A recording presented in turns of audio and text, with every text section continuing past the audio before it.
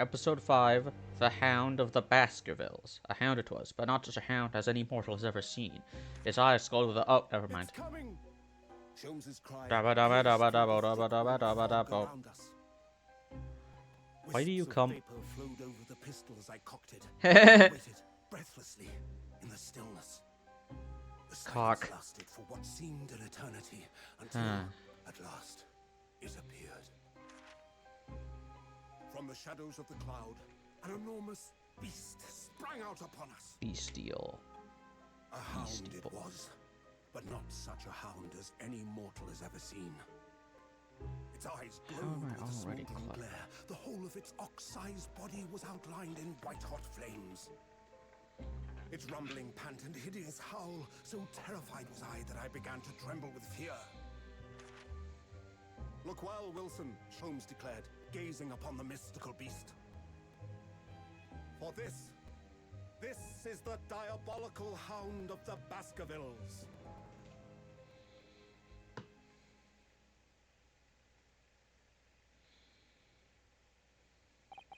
Our first 2 months in London passed by in a flash. That's a mood.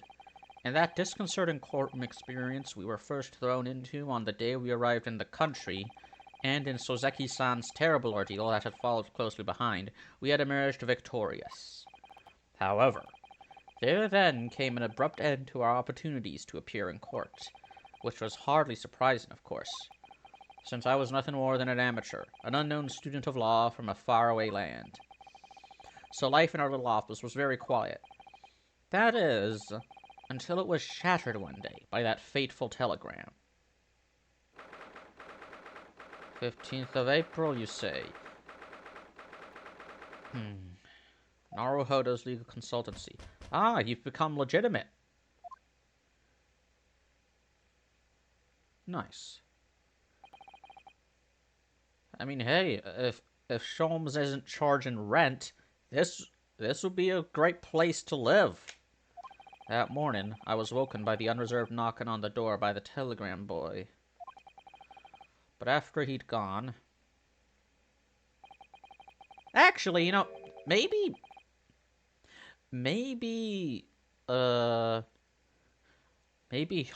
is renting this place, and our presence here makes this considered squatting. Suzato-san? Yes? Is it time to leave for court already? Let me see. What case is it today?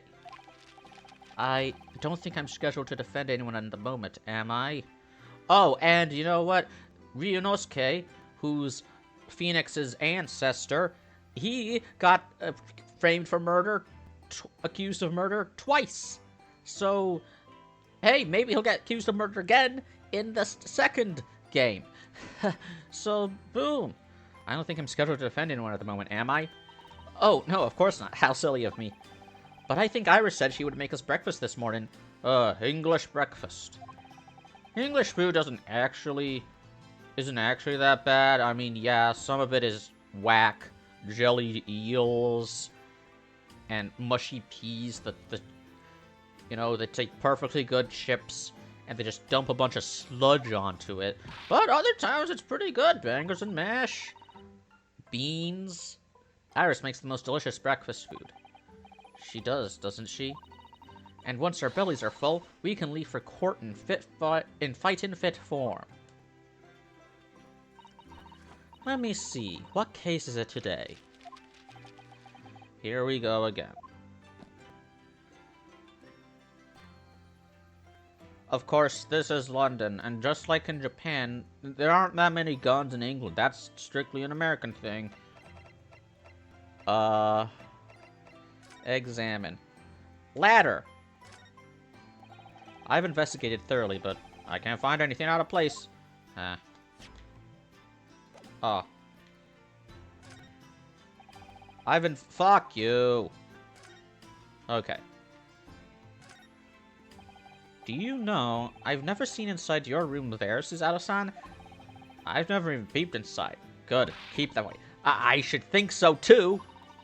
A young maiden's private chamber is a place of bittersweet secrets, you know? Whatever you say, young maiden. Maidenless. Blue. Ah, this must be the telegram. Let's see. Ah! No! You mustn't look at that. Not under any circumstances. Alright, I won't. Jeez. I'm sorry, Naruhodo-san, but you can be very mischievous at times. And put the telegram away if you don't want people looking at it.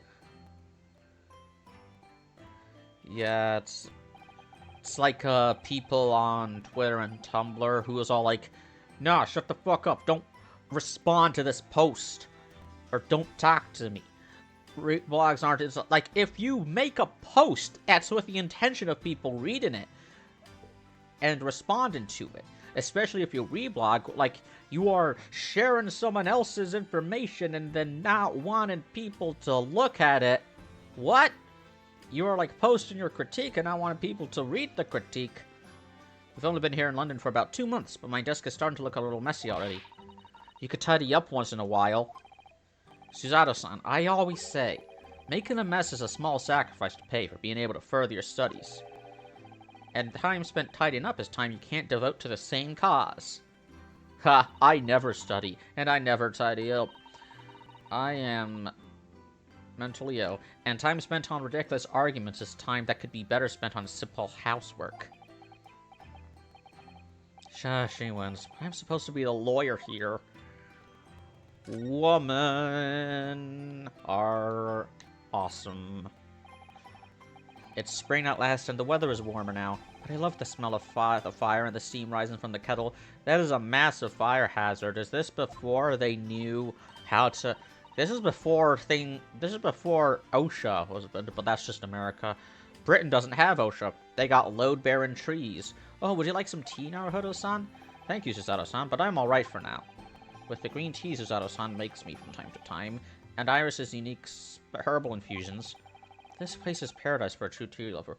I like how the Japanese characters, they use the honorific san when talking to each other, and the English characters, they use the honorific Mr. or Miss.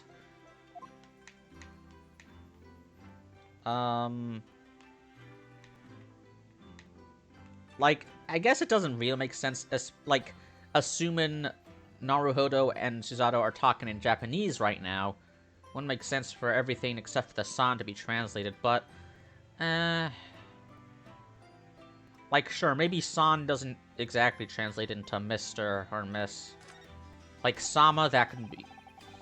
It's complicated. Ah, the Daruma doll I brought with me from home. Still with only one eye colored in. I said I'd color the other eye once I won my first court case here in Britain, but... But you have won, haven't you? Twice, in fact. Because I feel as though I'm still lacking as a lawyer. I tell you what, why don't you color the other eye in once you think I'm a proper, fully fledged lawyer? If you insist. Daruma doll. Looked at that, looked at that. What is that? So this is the tea set that Susato-san brought with her from Japan. Let's hope she hasn't noticed me slipping sugar and milk into my cup when she makes it. It's just so bitter. Tea is a drink to be enjoyed, Naruhodo-san. I like iced tea. You really don't have to force yourself to drink it, you know. Iced tea? Oh, good heavens! I don't like to see you screw up your face so. Japan and England, 2 countries that enjoy drinking tea. And they both got tea from China. Oh, good heavens! Cold tea? Why do you drink cold tea? How do you make tea? By dumping it into the harbor. We were rather lucky to find that old aquarium left behind there. The prawns you put it in there are doing rather well, and the anemones too. It's a wonderful invention, isn't it? The sea behind glass inside your room. Another example of Great Britain's greatness. Having to clean it out and change the water isn't so great though, is it? What are those, onions? Let's go. I've looked at everything there is to look at. Yeah, that's everything. So, ooh, shovel.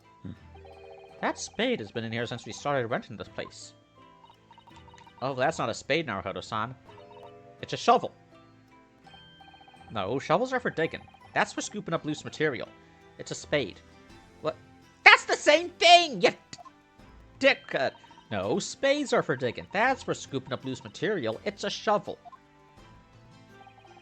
I don't want to dig a hole for myself, so let's leave it. It's a Fuck it. Sholmes.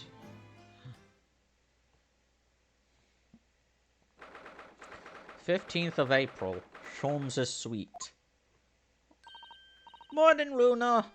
Ah, shit, I forgot the voice. I'll just do a new voice. Morning, Runo. Morning, Susie. That ain't working. Morning, Runo. Morning, Susie. Good morning, Iris. Iris. What is it, Runo? What is that terrible noise? Gonna try and go for an Oliver Twist, sort of. Please, sir, may I have some more? Please, spare coochie? Spare coochie, Mom. Sorry, don't do that. That's a child. That's a fuck my life. That sounds like a cat being strangled. Oh, well, that's because violin strings are catgut. Yes. You noticed that, didn't you? You noticed that, did you? The violin strings are made of material called catgut, but it's not actually the cat gut. It's not the guts of cat, it's the guts of cattle. Hurley isn't in the best form this morning, it seems. Oh, that's... Hurley isn't in the best form, it seems. That's the voice. Hello, Wendy. I'm the Freedom Fridge. Hello. Hello, Mr. Sholmes. Good morning. You know, I guarantee you, if Sir Arthur Conan Doyle was still alive, he would not give a shit if Ace Attorney was using his character's likeness. He fucking hated Sherlock Holmes. It's like, please, take it away. I don't want this anymore. A good morning to die, perhaps. Holy fucking... Has something happened, Mr. Sholmes? You look miserable, and the way you were playing the violin before. This is inaccurate. The real Sherlock Holmes would drown his sorrows in cocaine. Actually, maybe that's what those test tubes are full of. My analytical mind is dead. Music is dead. The world is dead. Come on, it's a few decades too early for the Great Depression. Damn this blanched existence! He's got burnout. That's all it is, my dear fellow. Nothing of consequence. I'm afraid I don't understand. Well, Iris, isn't it time we ate?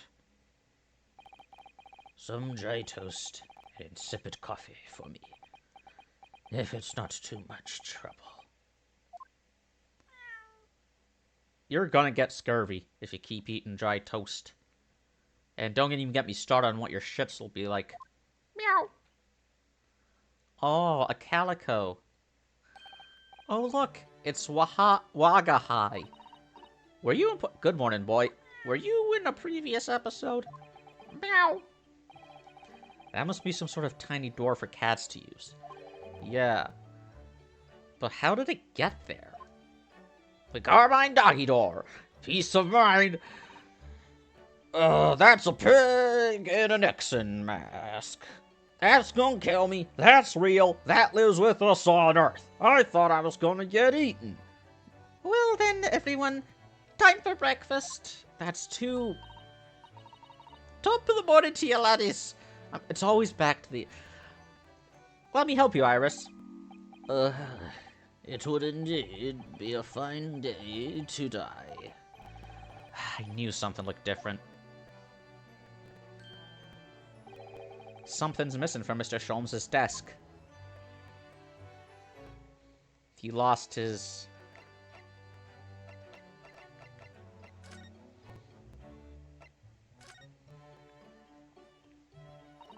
Mr. Sholmes, I don't like to pry, but... Your desk looks rather empty today. Well done, Mr. Zato. Your observational skills do you credit. Oh, no, Mr. Sholmes. They pale into insignificance when compared to yours. You'd struggle not to notice, wouldn't you? You mean Hurley's great analytoscope? That's at Windybanks now. Did they repossess it? It's at a Windybank. The bank repossessed his machine. Because he couldn't pay rent. No, Windybanks, the pawnbrokery. What? They did repossess it. You mean you've oh, no, he sold it. He sold his machine to pay rent. You mean you've pawned that enormous machine of yours to fuel his coke habits? It has some considerable value, quite undeservedly. Hello, do I need to sell your television? What's a television? But isn't it a very important machine for your work? I do wish you had consulted us if your situation had become so desperate. I should have gladly passed what little income I have to you. Dear madam, things are far from desperate. But the pawnbroker has your wonderful machine. How can it be anything but desperate? Making use of a pawnbroker is quite ordinary here in London, I assure you. It is? Doesn't sound ordinary at all. Why did you sell your machine? Cocaine? Cocaine. It would seem that neither of you fully understand how pawnbroking works. Oh, what's to understand exactly? Money can be exchanged for goods and services. What did you mean when you said we didn't fully understand how pawnbroking works? To the people of London, pawnbrokeries are akin to banks. Banks? So it is at a bank! On Mondays, merchants relinquish their finest jackets and trappings to their pawnbroker of choice. With the money they receive in return, they are able to trade happily through the week. And then on Saturdays, they go to recover their things using the money they've earned. I had no idea. This has been a fascinating lesson for us. That seems like a very inefficient system. Gonna have to look into that. Everyone does it, you see, especially people in inner London. And should they have money to spare, they would purchase another fine jacket. Oh, just like pachinko parlors. No, Ron. Not to wear, obviously, but to pawn should the need arise. Oh, how ingenious. Best I can do is £5. So whenever we have something that's getting in the way, we leave it at Windybanks, you see. Oh, great. They're gonna sell me next week. A pawnbrokery can be thought of as an extremely secure vault. Who would have thought that even pawnbrokers are different here in Great Britain? Why not just go to a bank, then? With a safe deposit box. Of course, you have to watch Hurley with it. Sometimes he pawns things he really shouldn't. Don't you, Hurley?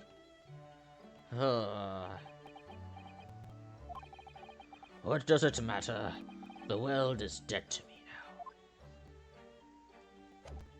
Well, anyway.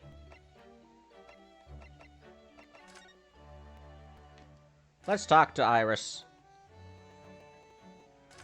Wagahai! Mr. Natsume's cat seems to have settled into his new home then. Mr. Natsume, that's the guy I defended last time. Oh yes, and I've become very attached to little Waggy. Because you can't take cats with you when traveling overseas, which is a crime!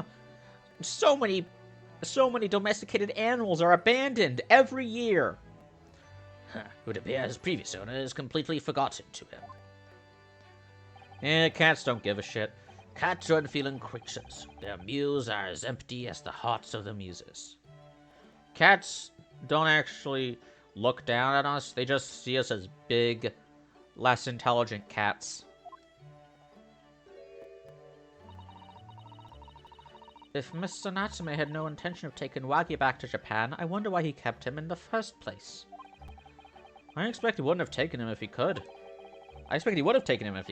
Pets are strictly forbidden aboard steamships in our experience.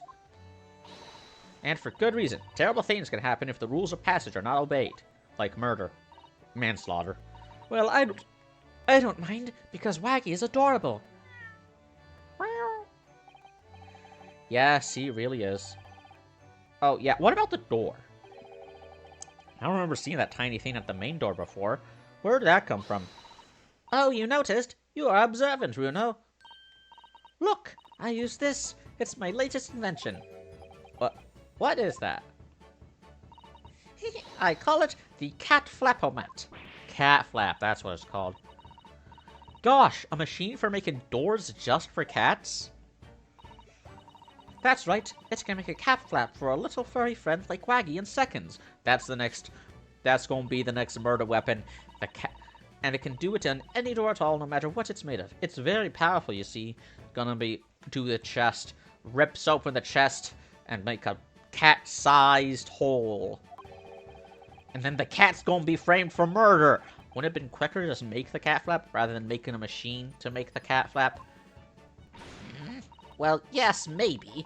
But now I can make cat flaps anywhere I like. Oh, I think it's wonderful.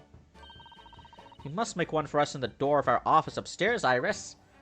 We don't have a cat. She really knows how to come up with unconventional inventions, this girl.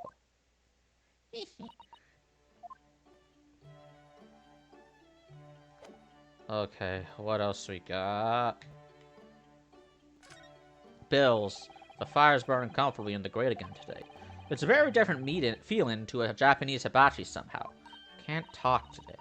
Oh, look at that photographic print of a lady displayed on the mantelpiece. Could it be? Yes, it must be. It's the woman. Oh, how excited. The woman. The quintessential woman. Is that supposed to mean something to me? From examining this fireplace's... The woman? The woman, you say? Gramaforth. Well, I guess we'll have the tea then. Looks like that huge metal chest is being used as a table for tea and coffee. Seems very sturdy, with an equally sturdy lock. Mr. Naruhodo, you mustn't go around opening things. I was just looking at it. I always have to keep an eye on you, don't I? You're very mischievous. How did you come to that conclusion? I was just looking at the teacups. Okay. Look at Mr. Sholmes' desk. It's completely clear. Isn't that enormous machine usually on it? Yeah, we already talked about it. We can never hope to understand what goes on in the great detective's mind. Blah, blah, blue. Next time we're invited, we may find he's vacated the entire suite. That's scarily plausible, actually. Oh, no. Oh, look. Crack pipe.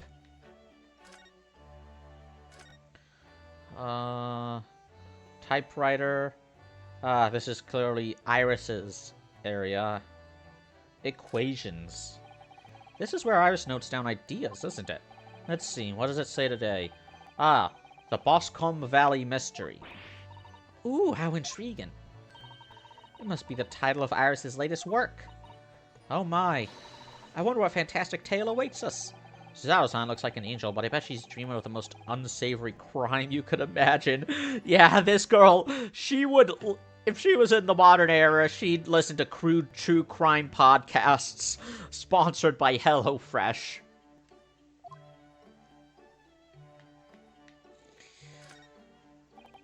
Come to think of it, I haven't seen Iris doing much writing recently. But there's paper already set up in the typewriter, look, as if she's about to start. That reminds me, when I mentioned that Iris was in the process of writing a full-fledged novel, Mr. Natsume was most impressed. Ah yes, Mr. Natsume. Talent recognized talent. That's what I'll be doing too once I'm back in Japan, he said through tightly clenched fists and teeth.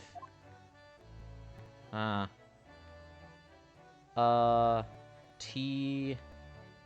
Okay, I don't need to look at the unicorn. What else? Bigger consultancy. If there's nothing else, I guess I'll just talk about that.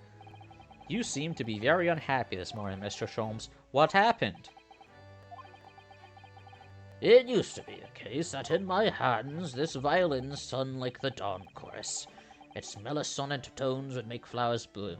Ah, he's not upset about the machine, it's because of this fucking violin. It would. But now the muses are unamused with me. The goddesses of music have thrown me over. Whatever do you mean, Mr. Sholmes? 4 hours I have bowed, for days even, through the night I have endeavored to no avail. That sound, my tone, is lost. That brilliant, clear, unwavering tone, gone forever. No more recitals of unbridled emotion. Well, you haven't been practicing much lately, have you, Hallie? Don't worry, I'm sure it'll come back to you in time.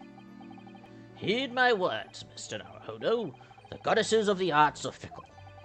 One day they bestow genius on a man, the next they unmercifully withdraw it. Yeah, the Muses giveth and the Muses taketh away. Oh dear. Ah, why is this happening to me? If they take the turn I have for the violin from me, what is left for Beastie? What is left? Have you considered boxing? Discombobulate. Deduction, perhaps? Isn't that what you're known for? Deduction and discombobulating. Yeah. What was that? Waga High? Oh no! The cat! Please do not the cat. What was that? Oh no! Waga High's tangled up in your violin! I think he thinks it's a toy! No! What's he doing to it? Quick! Cut him out before he strangles himself! Oh dear, Mr. Sholmes' precious violin. Why should I care? What? I shouldn't be surprised. If the cat is a more accomplished musician than I... No. That was a Stradivarius violin! Mr. Sholmes really is in poor spirits, isn't he?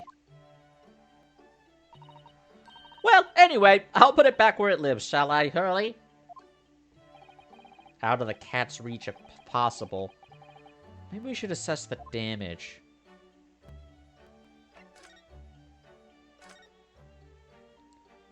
Ah, doesn't look that bad. So, this is the violin, is it? It's a Stradivarius. Oh my god, I was fucking right! It is a Stradivarius violin! I was just doing it is! That's fucking... One of the finest violins in the world, made by the renowned Italian luthier, Antonio Stradivari. Oh, I see. Yeah, it doesn't really look like anything special to me. I happened upon it covered in dust, languishing in a pawn shop down a nondescript back alley. The broker had no idea of its value, so I was able to purchase it for a mere 55 shillings. How honorable of you. And until today it has been my faithful companion in every great Paganini-inspired performance I have made. Gesundheit. I ask you, is there a reason to live in a world devoid of music? To tolerate this blanched existence? No! Why did I... There is none. Okay, man. Ugh. Mr. Sholmes? What, dear madam? What? My thoughts are preoccupied with fancies of release from this dull routine. Well, it's about the violin. Don't say it's not a Stradivarius. It looks very different to normal, don't you think? Huh? Don't tell me it's not actually a Stradivarius violin. What do you mean, Mr. Zatsu? Oh, Susie's right. Ah, now I get it. The san signifies that they were... Ah, so now they're talking in English, because he called her Miss Susato. She's speaking in English. Yes, the tone of the wood is completely different. Okay, that's pretty clever, you know, using the Japanese honorifics to signify that they're talking in Japanese, English honorifics to signify they're talking in English. Love it. And that's not all. I'm sure there was no crack here before. Wait, it's not even the right size, is it? What's this? They've replaced your violin with a fake! Someone's replaced your violin with a fake! I'm terribly sorry to have to tell you this, Mr. Sholmes, but that instrument isn't a violin at all. Then what? It's a viola. I believe it's an entirely different instrument called a viola. Man, I am on fire! What? Now, I know that sounds bad. You're right. You are quite right. This isn't my faithful Stradivarius. So what, pray tell, is this piece of stringed flotsam? Not your faithful performing partner, then? Ah, I see what must have happened. You do, Iris. Sorry, that was Ryunosuke. This is just a simple mix-up. Sounds like Iris might be able to tell us exactly what's happened if we ask her. He left the violin at the pawnbroker, and then when he got to get it back, he accidentally picked up a viola.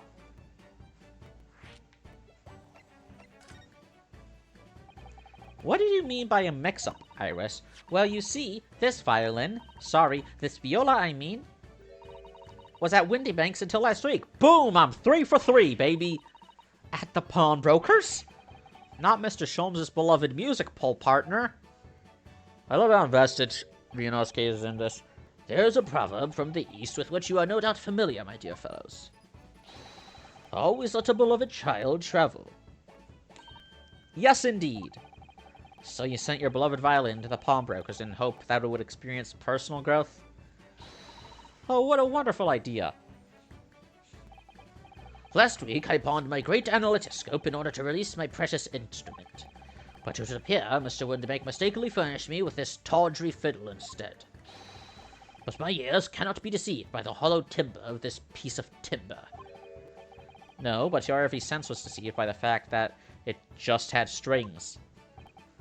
Pshaw, a fine state of affairs this is, and I always say, Mr. Naruhodo, never trust a pawnbroker. They will try to fiddle you every time. Man, they played us like a damn fiddle. But earlier you told us that you could think of pawnbrokery as an extremely secure vault. It looks like that knife is lodged in her head. What the hell? Come, Mr. Naruhodo. Dilly-dallying will get you nowhere. I'm not dilly-dallying, I'm lollygagging. There's a difference, sorry? Crunching your toast with that vacant aspect. Pressing your coffee so obtusely. Are you not a little embarrassed by your own conduct, considering the urgency with which you are faced?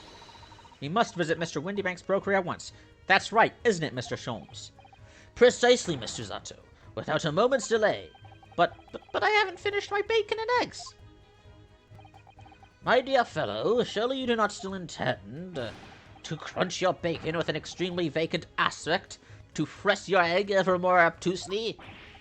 Yeah, don't press your eggs. Alright, say no more. Let's go then. Press your egg. Don't worry, Bruno. I'd be happy to heat it up for you again later. Oh, thank you, Iris. As it happens, I am rather curious to see what a British pawnbrokers look like. To the... Yahoo! To the brokery.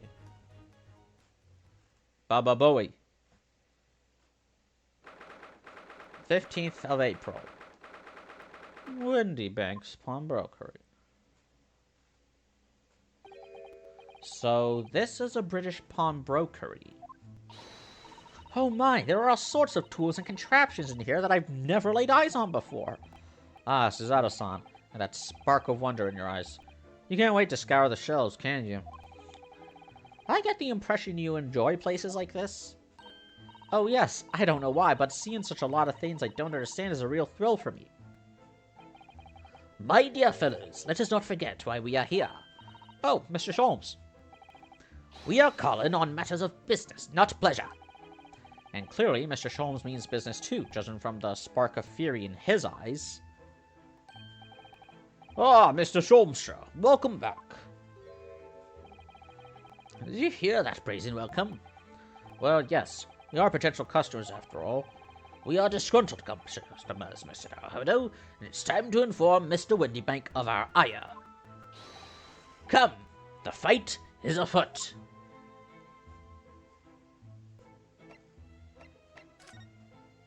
The violin.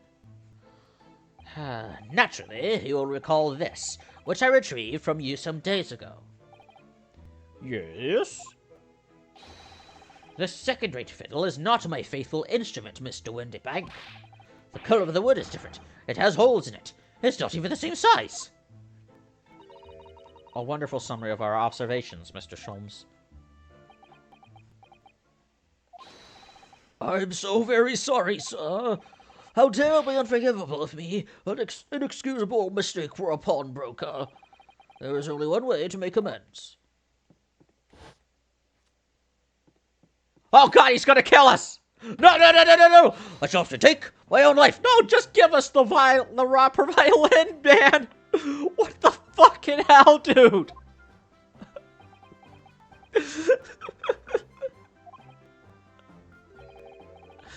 I don't think that will be necessary, do you? If I might just say just one thing before I pop off. Just tell us where the violin man— Oh, yes! What the fuck? It was you, sir, Mr. Sholmes, who took it upon himself to remove the item the other day, I believe. Sorry? As I recall, I entered the storeroom to fetch your violin when I heard, "Oh, here it is." You did? You dumb fuck! And when I turned to convert you, you had taken the viol and left, sir. However, there could be no doubt that the brave lies firmly at my own door for allowing you to leave. Then shoot the door, so I'll not grumble or any longer. May this guilt die with me. No, no, no, no, no, no, no, no, no, no, no, no, no, no. Stop, my dear fellow. The fault is mine. Ah.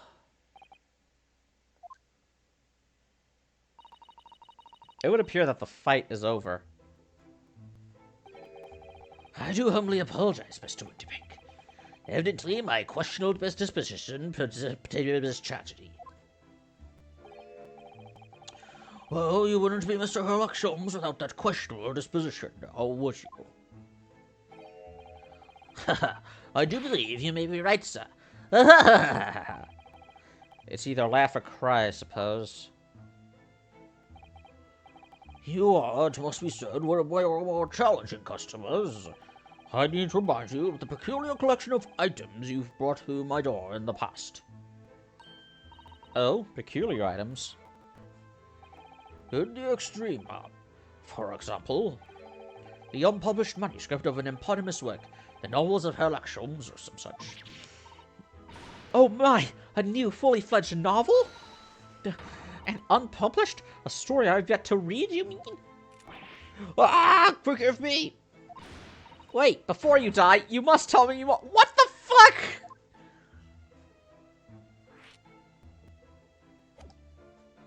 Okay, you just do whatever.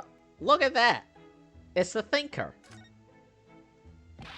What are you doing, my dear fellows? We're not here to arouse interesting curios. What the But there are just so many fascinating knickknacks. It looks as though we'll have to talk to Mr. Windybank first before he can explore here, Mrs. Atto. I wanted to look at the Thinker. The Thinky Thinker. Unpublished story. I must know more. Tell me everything. Wow. Sato-san is really fired up now. Why? Why? I'm allergic to peanuts. Is there really an unpublished story under this very roof? Well, one day the gentleman here brought in an old metal chest, you see. I should like to entrust this to your care for a while, Mr. Windybank. For a chest like that, 1 shilling, sir. Not a farthing more. It houses something of very great value indeed. The latest manuscript, recounting the adventures of one Mr. Sherlock Holmes. I beg your pardon. A manuscript? You wish to deposit a manuscript?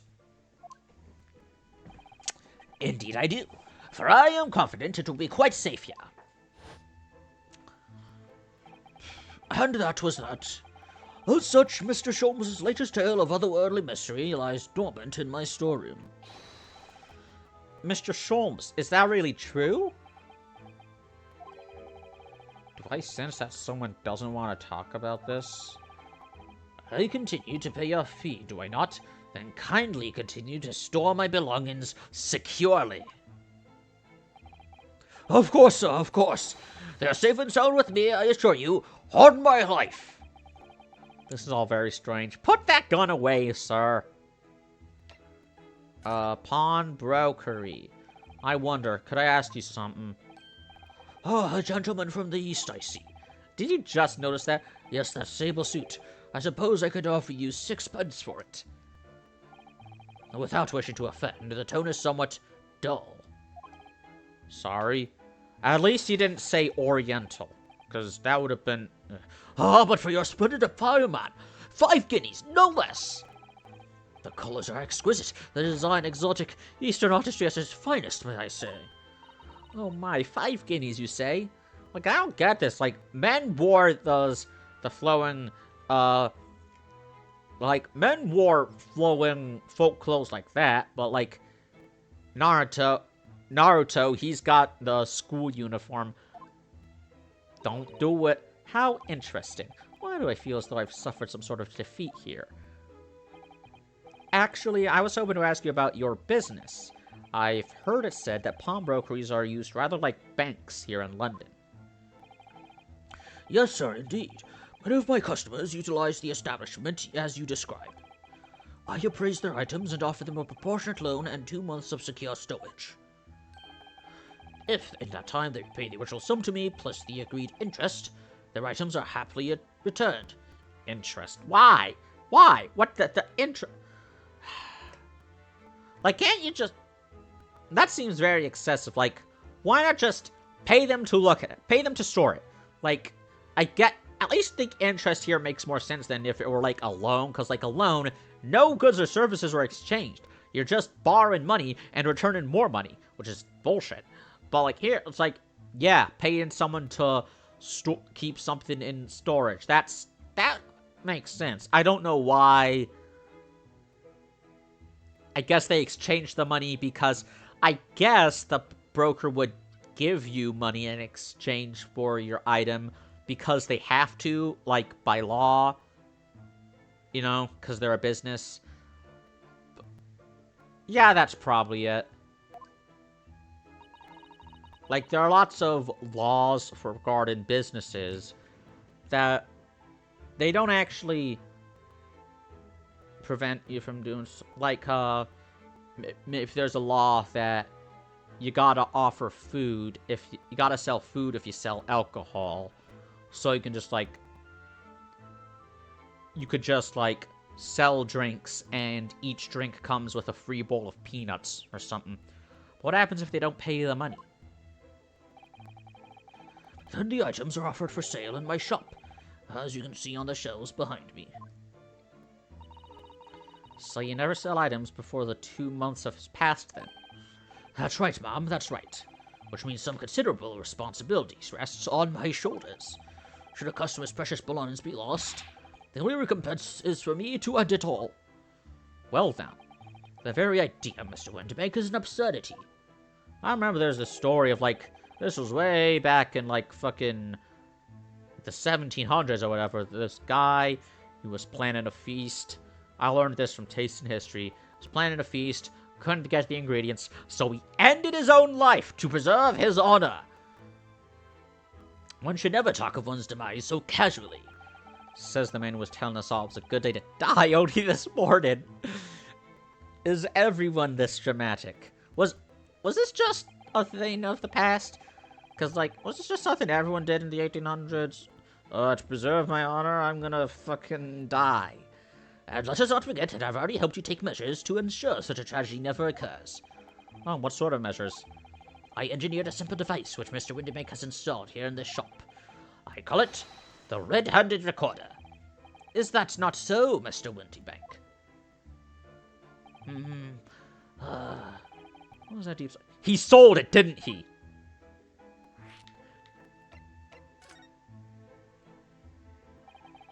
What on earth is a red-handed recorder? Use your eyes, my dear fellow. There are 2 just below the ceiling. I can see what appears to be a camera attached to some sort of timing device. Very astute. It is indeed a camera furnished with some 100 pieces of celluloid film. And every 30 minutes precisely, the camera automatically records the appearance of the shop. You invented security cameras a century early. Here, I have an example I can show you. When were security cameras invented? Ah, yes, a print from the camera set to record the activity at the shop counter. I developed a special type of film so sensitive, it produces a crystal clear image even in darkness. Really? Really? That's extraordinary. Yes. You can clearly see the counter and the door behind it. Look.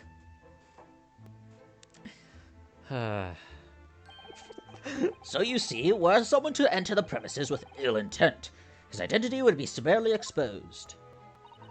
But did you not say that the photographic prints were taken at 30-minute intervals? Indeed, as you say, my dear madame. Then what if the incident were to occur in between times? One could only say that would be a cruel twist of fate. I must confess your devices have been giving me some cause for distress of late. I beg your pardon, Mr. Windybank. Surely they are anything but distressing. Reassuring is the word. It's the cost of the film, sir. You have most graciously placed not one but 2 cameras in my shop, after all, which means I must pay for nigh on 100 utterly useless prints every single day. I'm afraid the cost of the film will break me before I'm very much older. Why not just make it so it takes pictures whenever the door opens? That would be more cost effective. And you can use the photos as blackmail. Nevertheless, a small price to pay to ensure the safety of my preferred pawnbroker, you know. My dear fellows, we verge on an age where safety and security come at a price. Oh, great, now he's turning into the fucking TSA. Oh, heaven help us. Oh, good heavens. God bless capitalism! Now then, Mr. Sholmes, allow me to return your precious violin. Now that's a violin, beside. Ah, the very thing. Thank you, Mr. Windybank.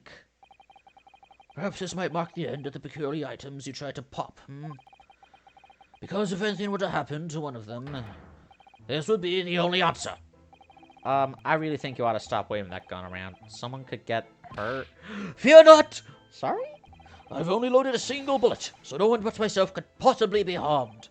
That's not really what I meant. Put that gun away. Good day to you, then, Mr. Windybank. It's been a pleasure as always, Mr. Sholmes.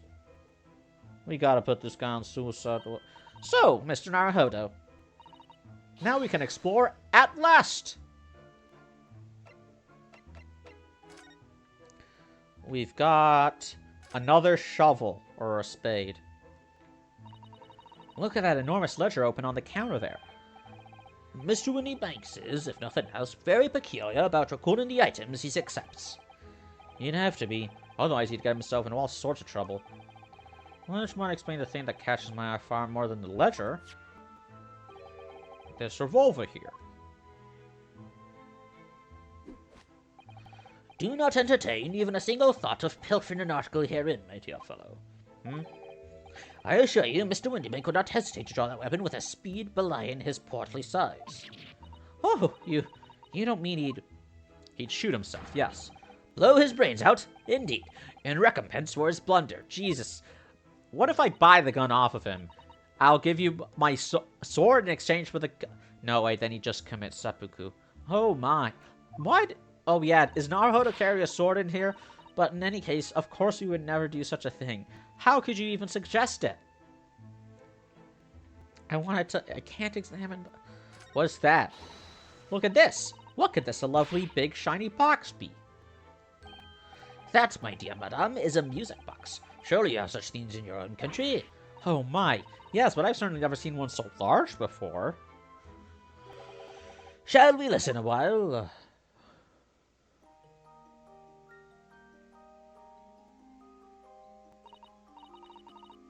What a sublime sound. It's like the music of angels. I've never heard anything like it before in my life. This particular specimen is of the larger variety, commonly found in public houses and restaurants. There is a metal disc inside on which the notes to be played are recorded. Simply by replacing the disc with another, any music you care to imagine can be played. It's a jukebox. My goodness, what a simply delightful machine. Indeed, though their popularity has waned recently with the development of the gramophone, of course. Ah, the gramophone. Science and technology advance at such an overwhelming pace. Now, let's look at this fucking... Come on. The thinker. What an assortment of things there are on these shelves here. Crockery, footwear, clocks, and watches. Almost anything you care to imagine. Those are forfeited items, offered for sale by the pawnbroker. What does that really mean, though? When you pawn or colloquially pop an item, the broker loans you money against its worth. He stores the item for an agreed period of time, after which the loan must be repaid. If not, he is free to display it in his shop for sale at a price of his choosing. Oh, yes. Now I've explained it. I'm noticing little price tags on everything. Of course, simply by paying the agreed interest on the loan, one can extend the period for safekeeping. So you may pawn that black garb of yours without fear, my dear fellow. My treasured university uniform? Never! It embodies my student spirit. Or C. Oh. There seems to be a little door hidden behind that curtain there. That leads to the storage room, where Mr. Windybank keeps articles that are currently in pawn. Spent all day yesterday trying to do a pacifist run of Baldur's Gate 3 where I was like, dwarf rogue detective. But I just couldn't fucking do it. There were too many situations where I had no option but to fight.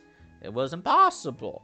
If you want to do a pacifist run, you're going to have to skip over a large portion of the game, which is doable, but like,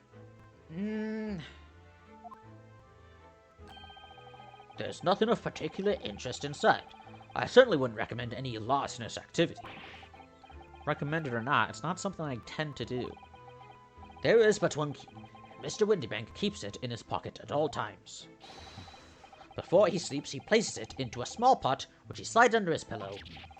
Oh, how on earth do you know about that, Mr. Sholmes? I am a detective, sir.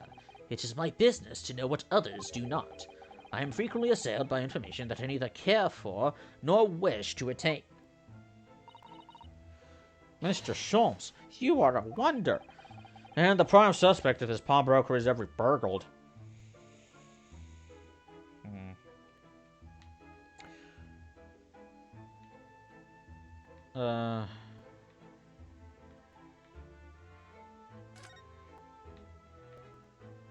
This thing. Now, what do you suppose this rather enormous machine does? It seems to have two little windows for looking through. Allow me to enlighten you, my dear friends. What you are looking at is a stereoscope. A stereoscope. Fascinating. It is aptly named, I assure you. Look through the eyepieces and see for yourself. Oh, I should be delighted to. Excuse me a moment while I just have a look. Just before you do, there's something I should point out. My dear fellows, in order to see the image properly, stereoscopically as it were, you will need to be cross-eyed. However, if that is beyond you, it is of little consequence today. Alright then, I'm going to try it.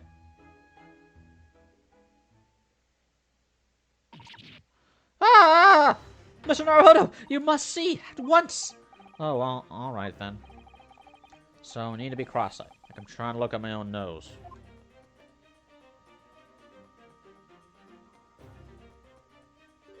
Wow. Is that the girl from the first trial? The one of the jurors? What the? I don't believe it. Just for worth for peg, but it seems like you reach out to...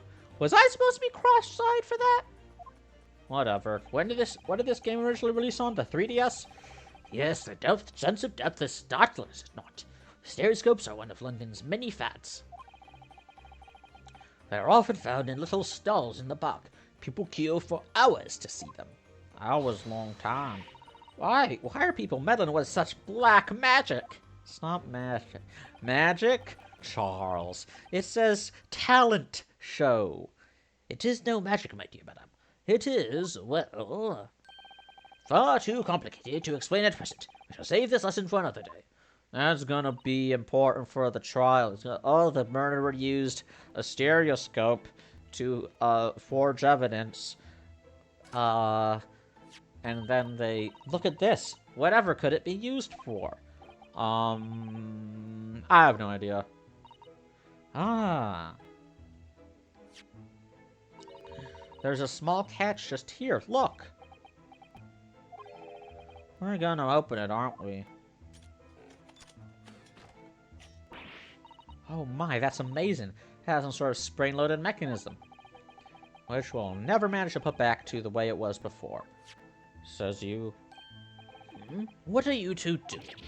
What? Us? Nothing. Nope, nothing at all. Whatever this device is, it seems to have a pair of little windows to look through. Feels that I've seen something rather similar to this. They're a pair of binoculars! Folding binoculars!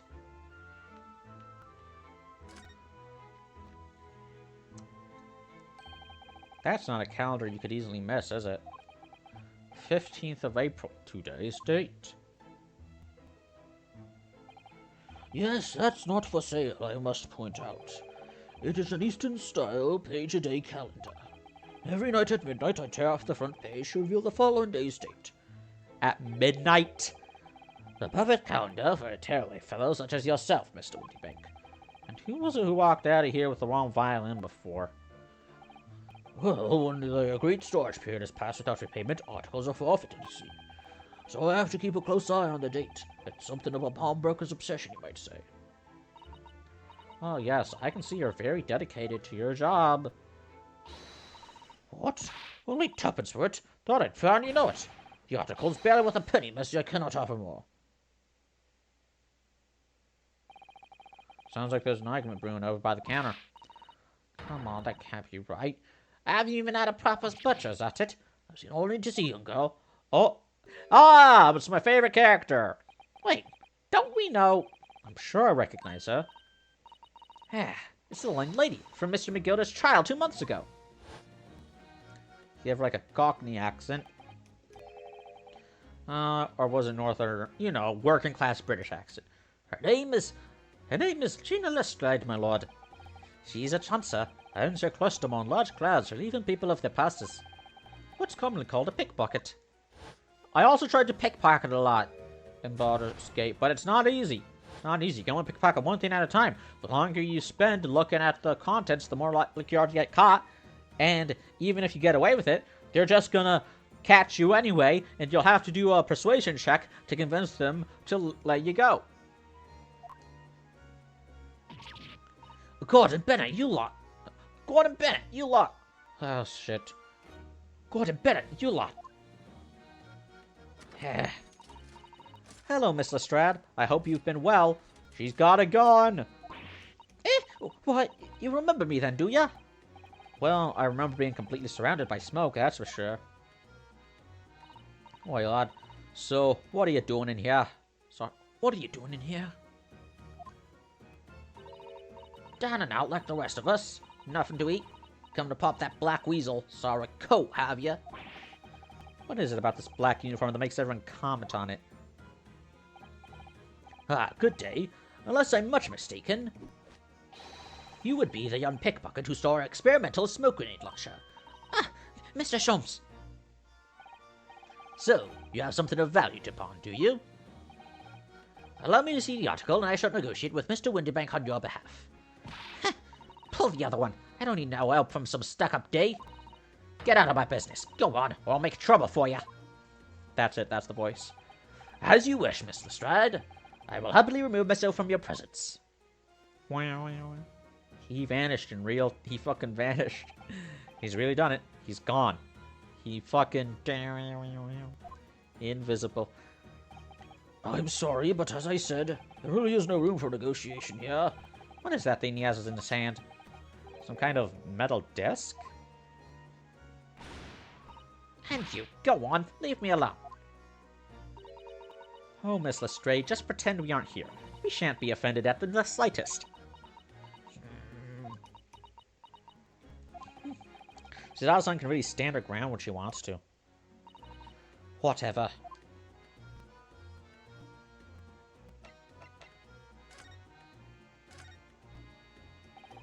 Somehow, I didn't really think you were the sort of person who'd use a pawnbroker, Miss Lestrade. I mean, how else are you gonna get money off of her stolen goods? Yeah, well, I am, alright. I'm a Londoner, just like everyone else. That's a problem, is it? No, not at all. It's just that, well... Oh, I get it. I know what you're thinking. That thing probably don't even belong to her. Probably got it on the dive, didn't she? Is this Australian? I don't know. I'm trying to go for like a high-pitched sort of northern accent or a high-pitched working-class accent, but yeah, I can see a real Nirvana over your Chevy Chase. Well, I might have been thinking something along those lines. I like her. She's cute. You're not going to deny it, Mr. Naruhodo? Alright then, I'm just going to come out and ask you straight. Do you pawn things that you steal from other people? Well, I don't know how best to answer that, really. Cat face. Suppose. Sometimes. You're not going to deny it either, Miss Lestrade. Not this time, alright? I swear. That thing belongs to me. The disc that Mr. Windybank is holding. Perhaps you should see what he has to say about all this.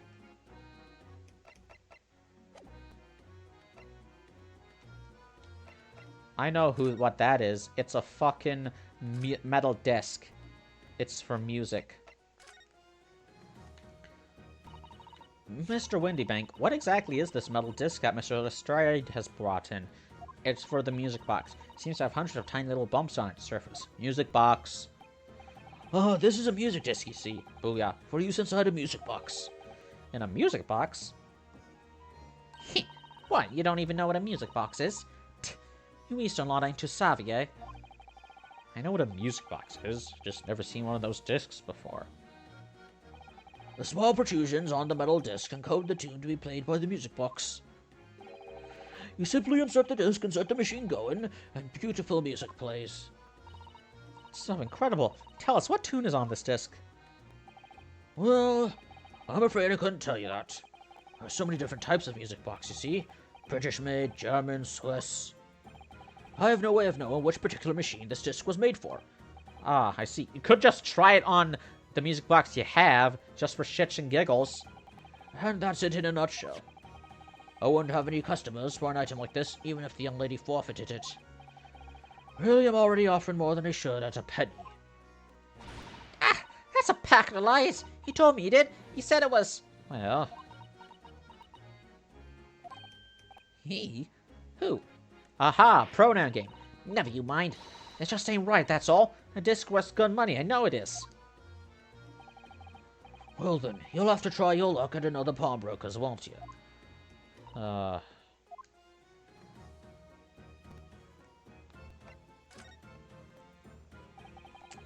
She's been in here before, of course, this little tatterdemalion. I see.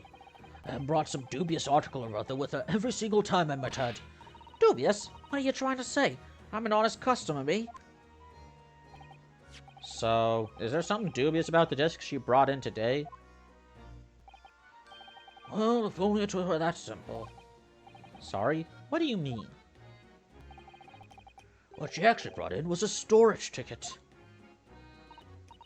Ah, a storage ticket. So... Miss Lestrade has actually come to redeem an article from you today, is that right? Yeah, that's right. A guy like me has a lot of stuff one needs storing. Alright, yes, that's definitely dubious. The article in question would have been forfeited at midnight tonight. But she gave me the ticket for it, and repaid both the loan and the interest. I was obliged to return the article to her. But what was the article? Do tell us, Mr. Windybank. The little scamp is wearing it, ma'am. It's the overcoat that she redeemed. Oh. What? What's wrong with that? It fits, don't it? I mean, it's mine, so of course it does. So, what about the disc, then? How's that come into all this? Oh, this is something else. A new article to pawn if the girl and I can agree a price.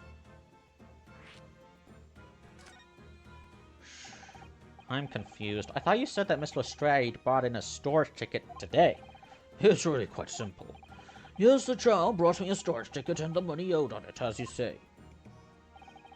For this heavy black coat which you returned to her care as I'd understood it. Oh, that was Ryunosuke talking. That's right, yes, and rather unsurprisingly, as soon as the little ragamuffin put the thing on, she went rifling through the pockets. Oh, you mean... What? Don't you know it's rude to stare at a lady? Ah, I see. So it came from the pocket of the overcoat, did it? If you mean the stick, then yes, exactly. I said dick. And she immediately tried to pawn it. For quite a high price as well. This is all rather suspicious, I think. Give it up. Just trying to pawn something like anyone else would. Miss Lestrade, may I ask who deposited the overcoat here in the first place? Well, me. Doesn't really appear to be your size. Heh, me old man. It's me old man's, ain't it? Is it, Miss Lestrade? You have a dad? Yes, this is definitely all rather suspicious.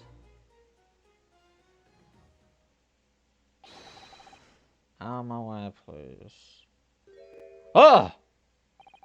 Who's this picture postcard English gentleman?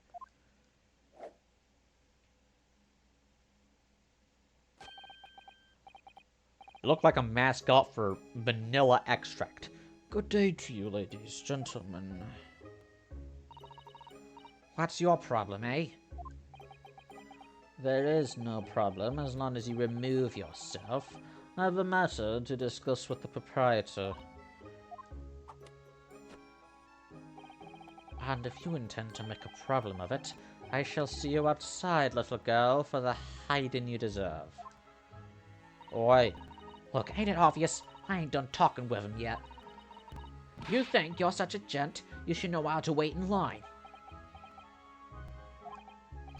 Well, you're an impudent little brat, aren't you? As well as a pickpocket. Who are you? How do you know who I am? The question is, how do you not know who I am? You haven't the courtesy even to remember the faces of your victims, it seems. Uh-oh. What? You mean from you? Broker? Yes, sir. I believe this filthy pocket thief has just redeemed an article from you, no? Why, yes, The article in question belongs to me. I demand for it to be returned at once. Oh my. Sorry, Now that's a lie. What are you trying to pull? Give me back my overcoat, you wastrel, and needless to say... Any music box discs, too. No, you can't have it. You just can't. It's me old man's. Or was. Now it's mine. Goodness, Mr. Naruhodo. This is a very awkward situation. Yes, I think perhaps we should hear both sides of the story in a little more detail.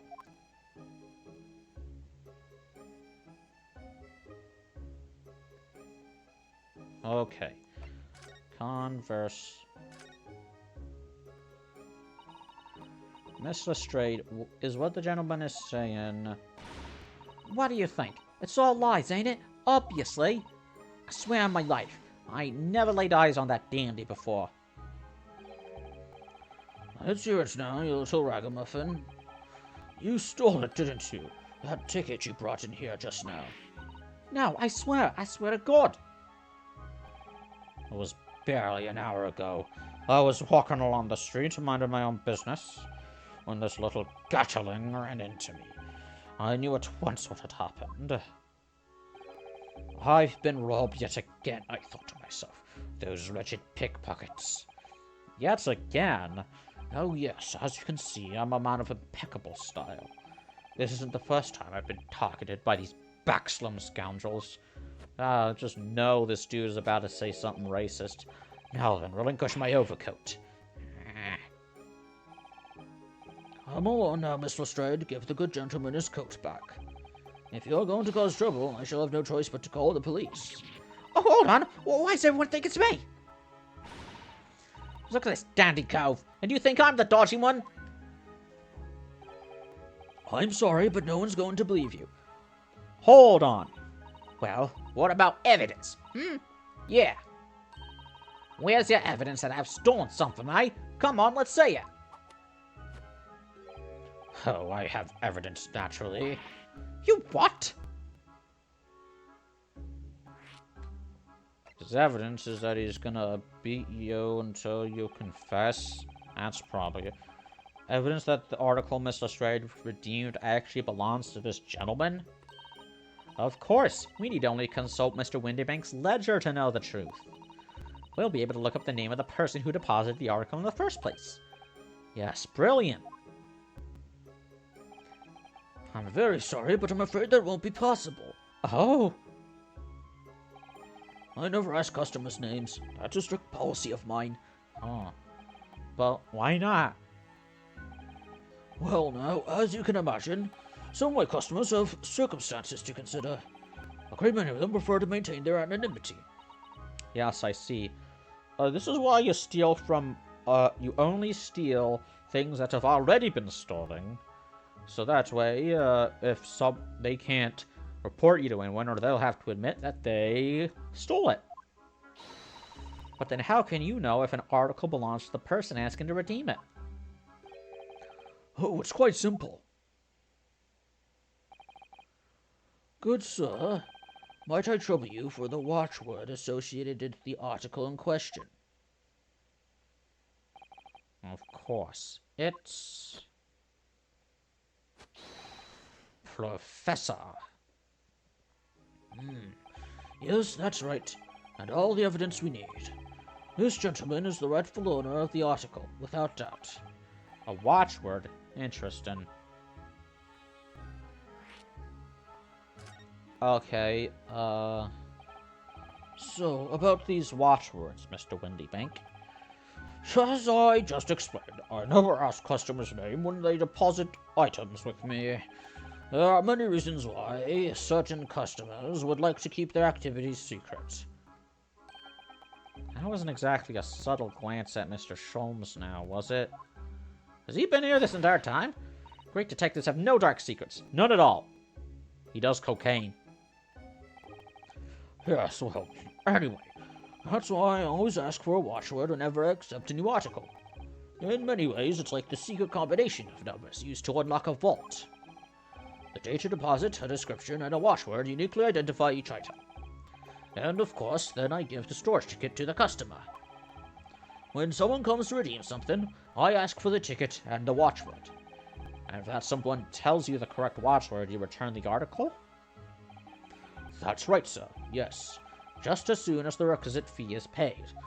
But that means Gina load, and I have supplied you with the information you require already, but for the avoidance of doubt, the article in question is an overcoat deposited 2 months ago on 15th of February. With a watchword of Professor. But Gina was the one who redeemed it, so that means she knew the watchword. So that doesn't exactly disprove the possibility that she was the one, that it's her coat. All perfectly correct information, sir. But how? Really, it's beyond a joke now. There's no further room for doubt. Yes, there is. Hold on. Objection! Objection, Your Honor.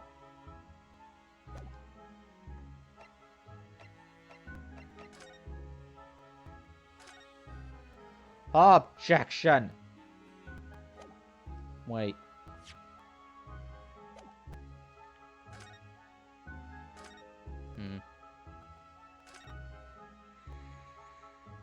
Oh,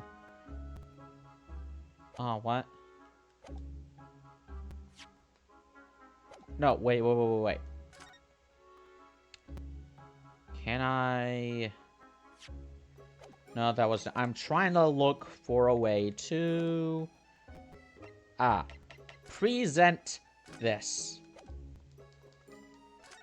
My attorney's armband. That's strange. Where's my armband gone? What's the problem? Something wrong? I don't suppose. You're looking for this? Yes, but how? And when? And how again? I got a talent for it, haven't I? Diving. That's bordering on black magic. And it makes what I was about to say about my armband seem a little dull. So, what do you want to tell me about it then? Nothing, whatever. talk to this fuck. Excuse me, but who are you? One would expect the inquirer to introduce himself first. Though clearly you are not British, so perhaps our ways are foreign to you. I knew it. He is racist. Sorry, yes, we're from the Empire of Japan. We're studying here. Oh yes, Japan. I've heard talk of the place. What the fuck? Its inhabitants live on some fiery brown-colored soup dressed up with exotic spices. You might be thinking of somewhere else. What was that theatrical gesticulation about? Yeah, I think you're talking about soup. That's tonkatsu ramen you're talking about, boy. Perhaps. Anyway, if you're a gentleman, sir, you offer your own name first before inquiring after the name of the other. Brown-colored soup, exotic spices. That's curry, bro. You're thinking about curry. Oh, of course, yes. I'm Yunosuke Naruhodo. I'm a lawyer. Well, a student of law, really. Come on, if you pass the bar exam, you're a lawyer. My name is Uzato Mikotoba. I am Mr. Naruhodo's assistant. I see. My name is Benedict. Yes, Eggert Benedict.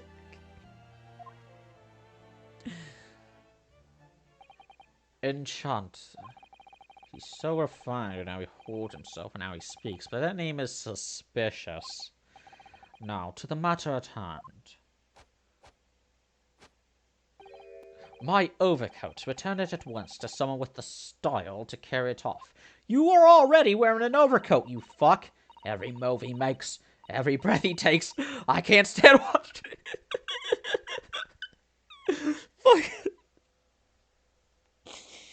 I understood that reference.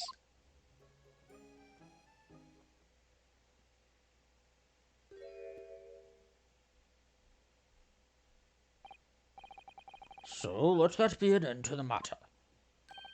And thank you for your custom, Mr. Benedict, sir. Eggert. What? With such reasonable rates of interest, I may even decide to come back. This is why I hate grown-ups. Just because I'm a diver, everyone thinks that makes me a liar. And the contents of the coat pockets, if you please, broker. But of course, sir. Here's the disc for you. Just this one. Pardon, sir? I was expecting another. That is, I deposited another disc. Oh dear. I regret to inform you, sir, that what was deposited with me was merely the overcoat. The disc happened to be in one of the pockets, but I was completely unaware of it until now.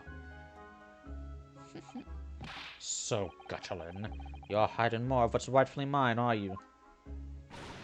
Says who, eh? I don't know nothing about it. Very well. Then I shall bid you farewell. Say goodbye to style. Oh, no. He's gonna frame her for murder. Wait a minute. That disc is mine. That disc is mine. Ah, what do you think you're doing, you little tramp? You've drawn blood, you filthy animal. Oh, my. Yeah, there's blood on the disc. It's because of all those sharp little bumps. Man must have scratched his finger on it. Like he was wearing gloves. I found it first, all right. I mean, it belonged to me old man. So you're not having it. Boy, you take it. But me? What? If I hang on to it, they'll have it off me again. So you keep hold of it. Miss Lestrade, why is this disc so important to her? The music disc has been entered into the court record. You there, in the black livery. Hand that disc me at once, please. Now, don't! He's lying! Grown-ups are all liars! What do I do now? How am I gonna resolve this?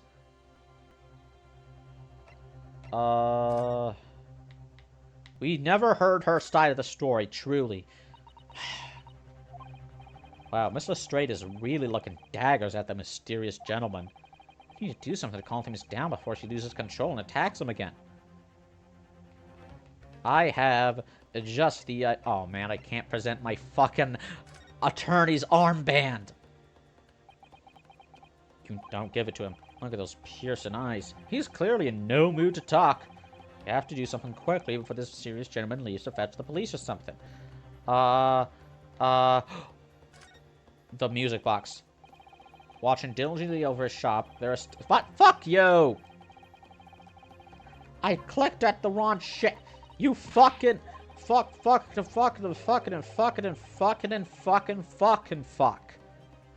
It was here. There. You bitch. The music box! Ah!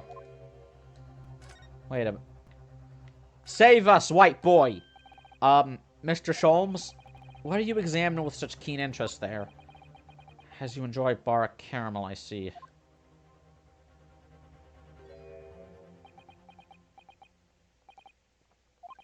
So, you found me at last, Mr. Naruhodo. Sorry? After that young pickpocket sent me on my way, I was forced to lurk in the shadows. Cruelly ostracized as the rest of you partook in the jovial atmosphere of fellowship. I had nothing to occupy my mind, but was too ashamed to let society see what my downfall had done to me. What the fuck? So, feigning mock interest, I pretended to examine the tedious trinkets in this desolate place. I thought this was your favorite pawnbrokery! Whilst, as you surely observed, gnawing on the only friend I have left, the 7% solution of caramel. Pray, do you claim to understand the depths of my despair, Mr. Naruhodo? But how could you? I was so lonely, so desperately lonely, then... Why on earth didn't you rejoin the conversation? Things have gotten from bad to worse here, you know? Yes, I overheard much of your conversation. Or rather, in my craving for human contact, my ears devoured every word that was uttered.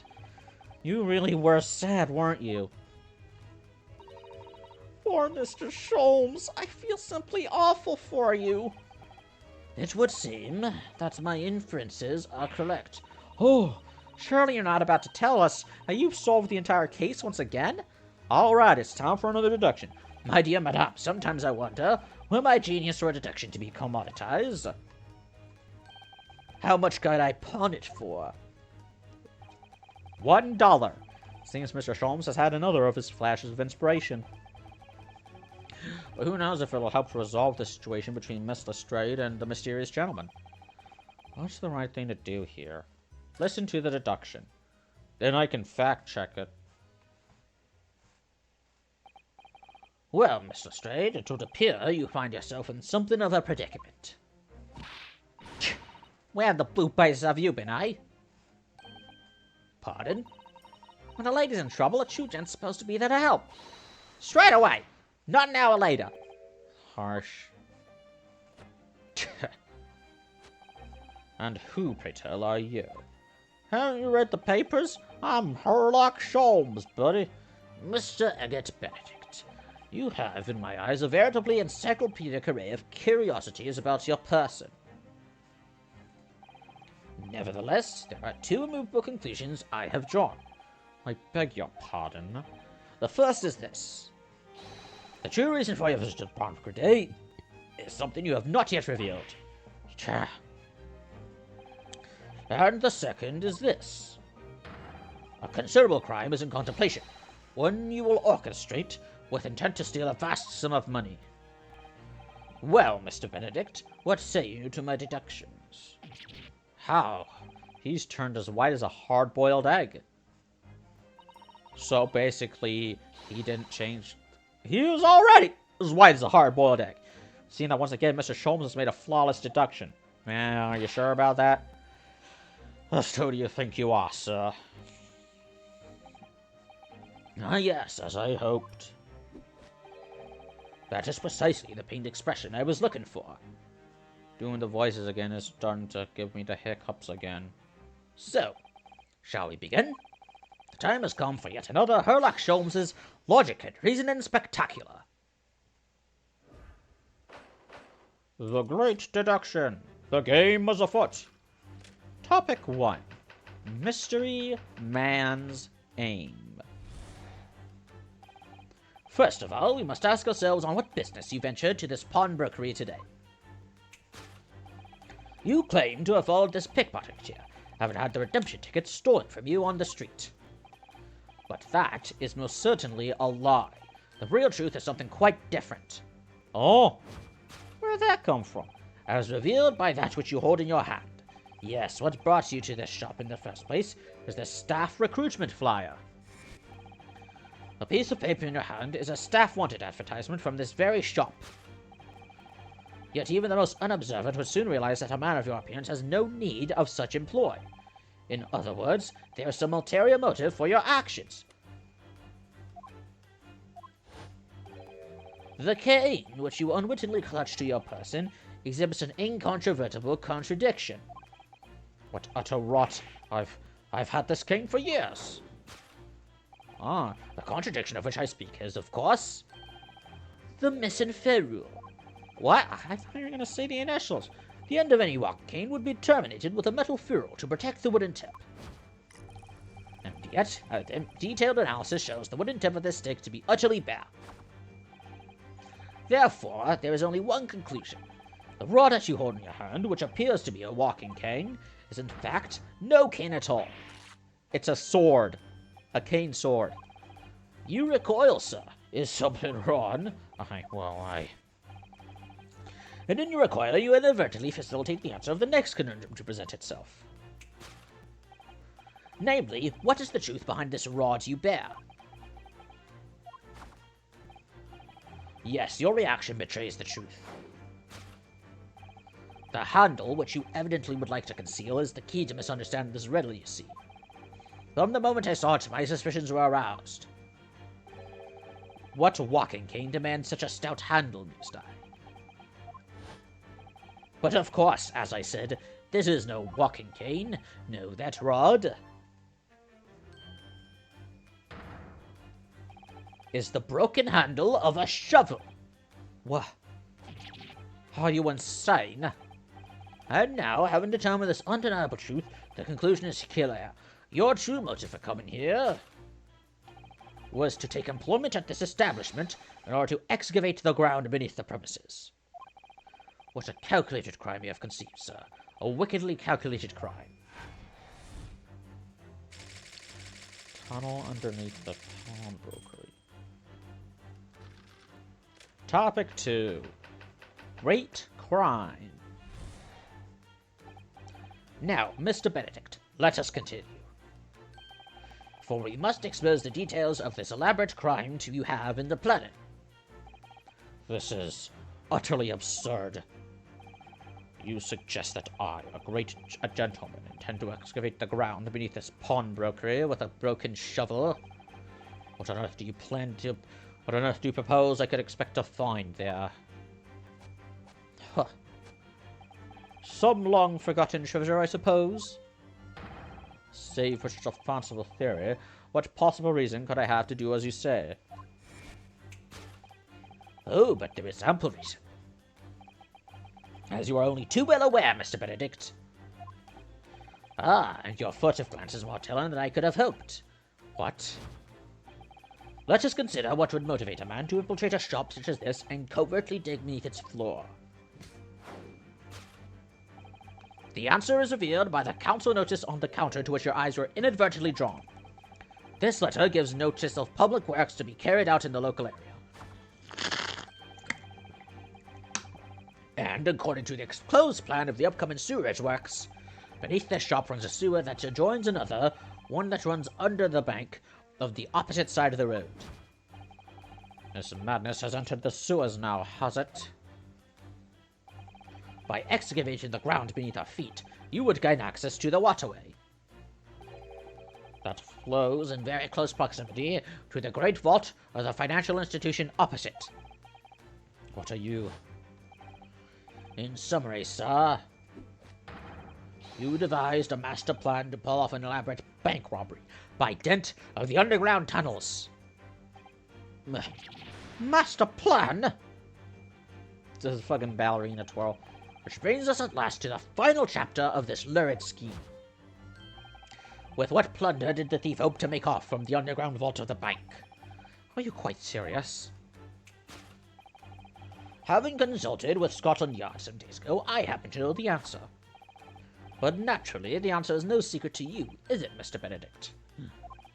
I have no idea what you're talking about. Allow me to present a rather interesting piece of evidence. You see, this picture postcard tells us all we need to know. Oh my god, the fucking London Circus. I know, I said, the Great Exhibition, I said earlier, that would be important, right? Because the fucking days, that's gonna happen, it'll be important later. Postcard of the Great Exhibition, I'm afraid you lost me. Currently in the final stages of preparation, the Great Exhibition will soon be underway, and the government has provided extra funds to complete its centerpiece, the Crystal Tower. Funds that currently sit in the vault of the bank, on the other side of this road. Pardon? Yes, the considerable crime you have been contemplating is the theft of that which sits in the vault of that bank, the special reserve funds for the Great Exposition. Of course, that is top secret police information, so keep it under your hat, please.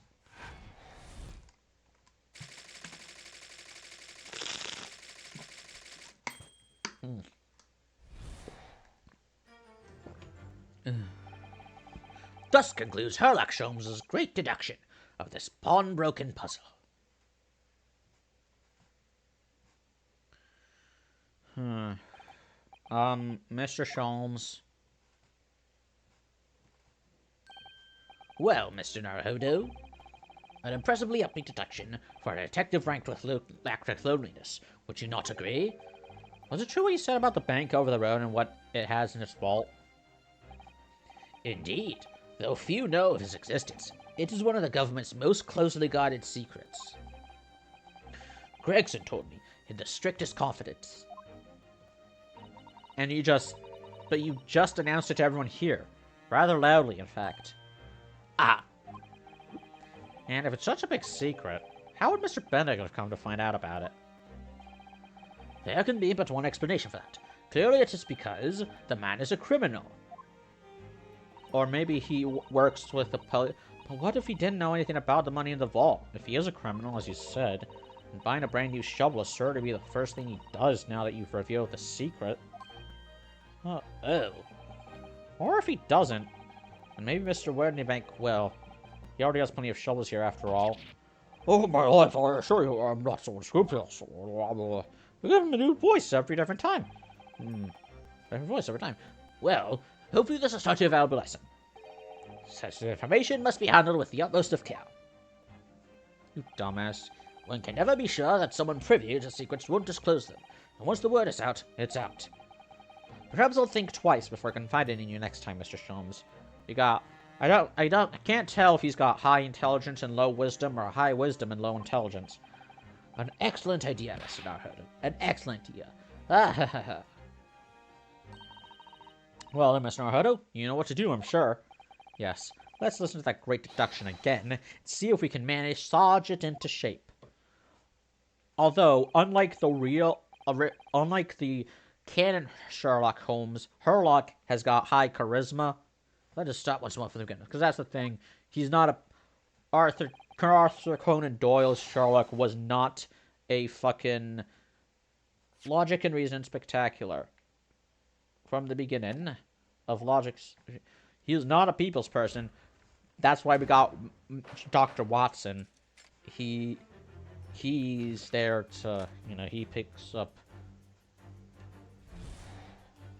You can't have Sherlock without Watson. We must ask ourselves on what business you ventured into this pawnbrokery today. God damn it. You claim to have followed this pickpocketeer, having had the redemption ticket stolen from you on the street. But that is most certainly a lie. The real truth is something quite different. Oh.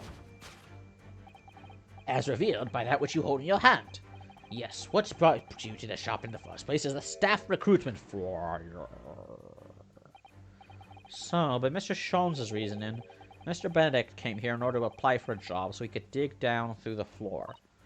Yes, in an attempt to tunnel into the sewers to gain access to the money in the vault of the bank across the road.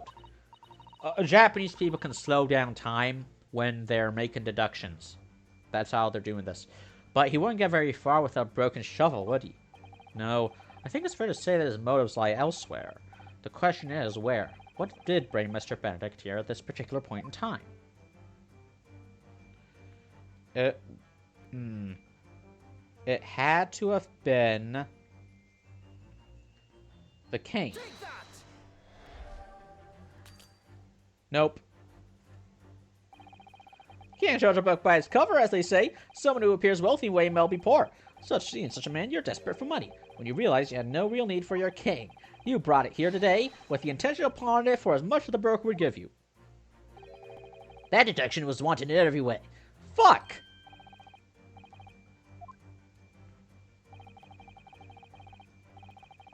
Jesus Christ! Oh, sorry. Oh, I'm fuck. Okay, staff recruitment flyer. I still don't quite understand why this gentleman came to Mr. Windybanks today. He might look like a smartly dressed man about town, but perhaps he's destitute, really. I think that's the only explanation. You must stop thinking along those lines, Mr. Naruhodo. Yeah, I suppose you're right. Well, in that case, perhaps there's something in this pawn shop that the man was looking for. Look so closely, see if there's anything about this person that gives us a clue. Got a hat.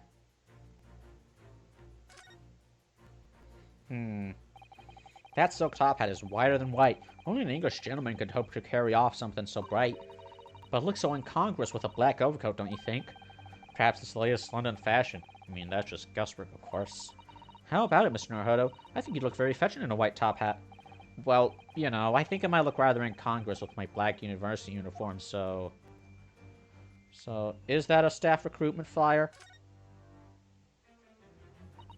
Certainly is a flyer for Mr. Windybank's shop. Let's see. Windybank wants you. Pawnbroker's assistant required. It's not a cash and advertisement, that's for sure. I've seen the same flyer up here inside the shop, I think. Perhaps Mr. Windybank is always in need of more staff. So Mr. Benedict came here to apply for a job? That's just too hard to believe. Maybe there's something else. Something... Oh!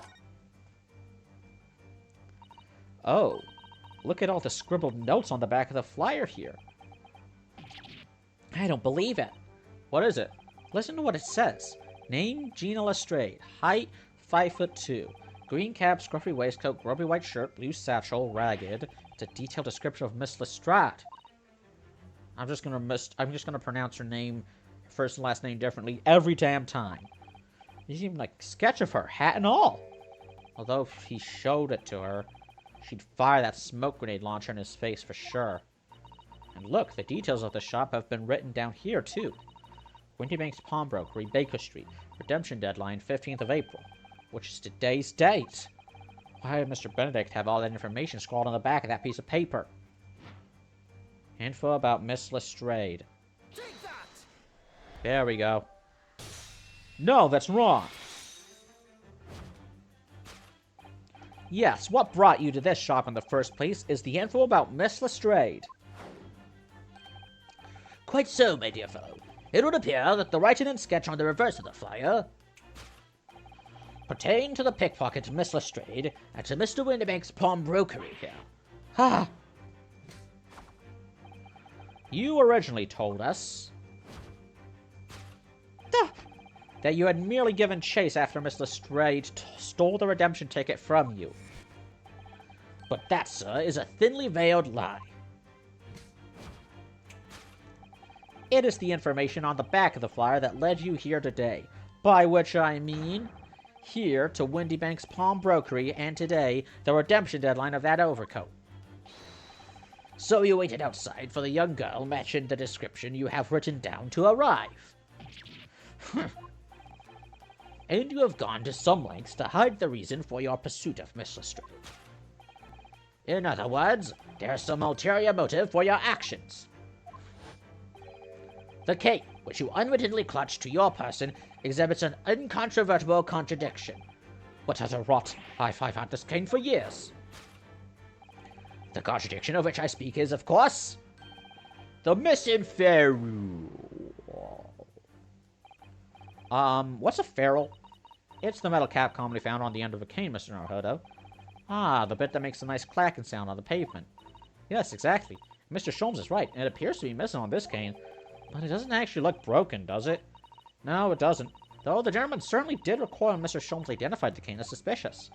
In other words, there's some secret about the cane that Mr. Benedict would rather we don't know. I mean, I think it's obvious what it is. Look! Those initials. Look here, Miss Susato. There are some letters on the handle. Ah, yes. Those must be initials, I think. In the West, it's customary for people to engrave their belongings with the first letters of their names. So Herlock Sholmes would be HS, you mean? That's right. And the initials on this cane, obviously... Oh... AG. Why does it feel as though that's not quite right? Ags Genedict. Take that! Yeah. The contradiction of which I speak is, of course, the initialing. Ah, a most astute observation, wouldn't you say, Mr. Eggert Benedict? If that is your real name. We are led to believe, sir, that your initials are E.B. Like E.B. White. Was he alive at this point? I think... wasn't he like in the 90s? I don't know.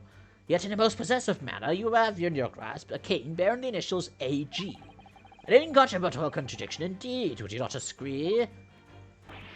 No, you're wrong. This cane isn't...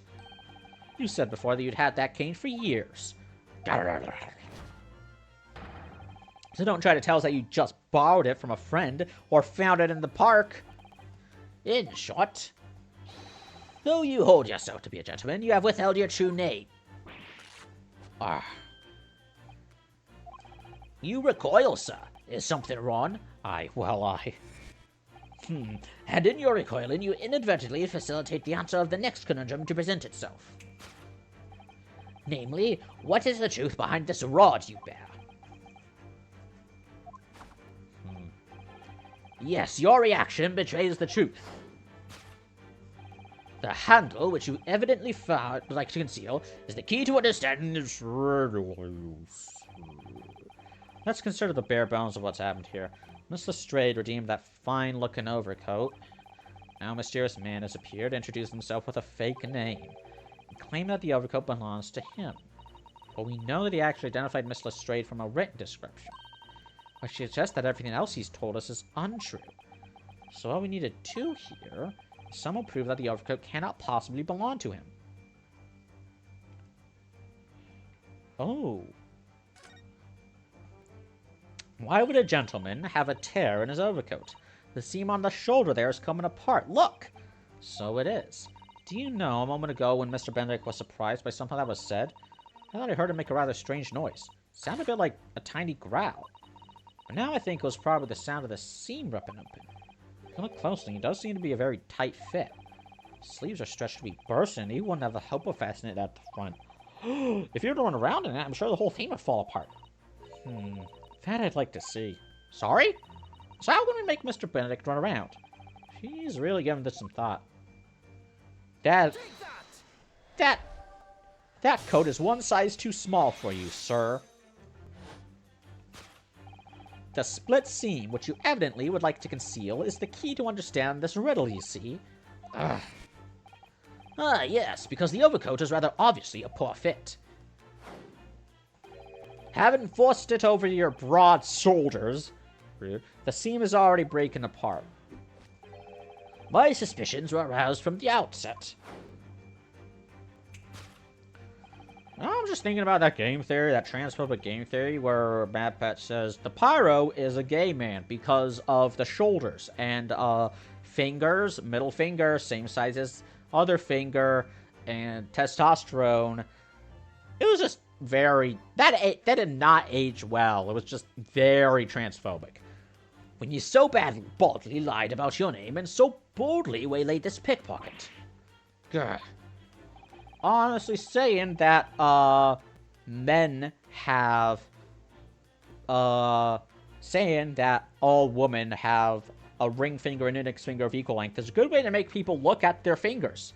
Of course, it's kind of hard to test. Of course, that's not true for every man and every woman. You know, the catalog of untruths has all been for one very specific purpose. To steal the article that the young girl redeemed for Mr. Windybank.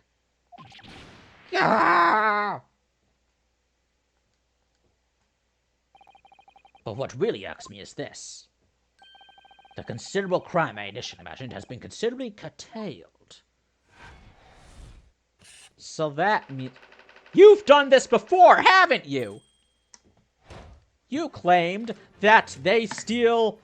Every time someone wants to redeem an item, you walk in there and say, hey, that's mine, you stole it from me, that's mine.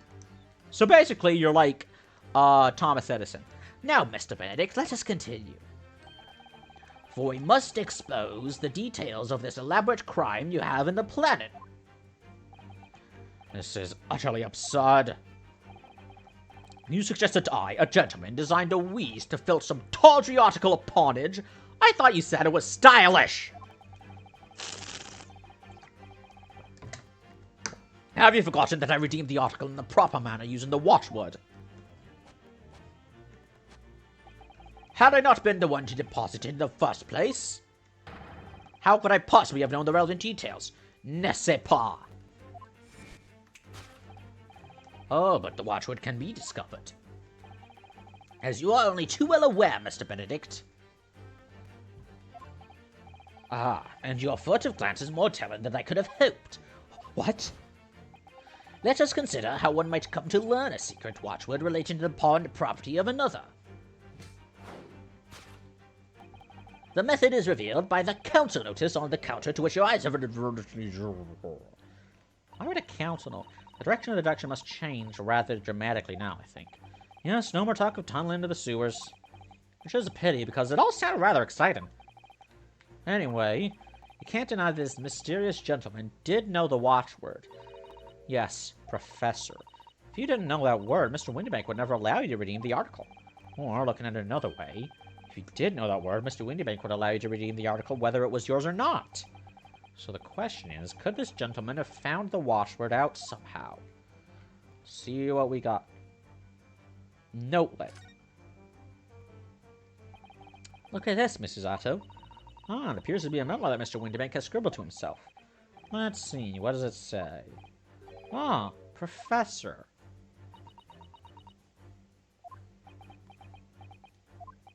Mr. Windybank must make a note of the watchwords his customers give him right before their eyes. And in an alarmingly clear script as well. Oh dear. I don't know where to look. Who knows what other secrets I might see. It's a gun. Would it make me a sandwich? I'm about to stop making some runes. You're dead, Will. The method is revealed by the notelet on the counter to which your eyes were inadvertently drawn. Yes, the broker here follows the same procedure whenever a customer comes to redeem an article. He asks the customer for the watchword, and notes down the response uttered on a notelet he has to hand. Then he consults his ledger and confirms whether or not the watchword matches that of the article in question. I would expect nothing less of a diligent pawnbroker. But his diligence clearly has its disadvantages. What are you talking about? It is increasingly apparent that you were present in this shop before your accusation against Miss Lestrade. In all likelihood, you followed her inside, and then observed her talking to Mr. Windybank. When the diligent broker made a note of the watchword, as is his common practice, you observed him writing the word Professor on the notelet beside the ledger. And that, sir, was the master plan you devised to steal the pawned article from the young Miss Lestrade. Master plan? Which brings us at last to the final chapter of this lurid scheme.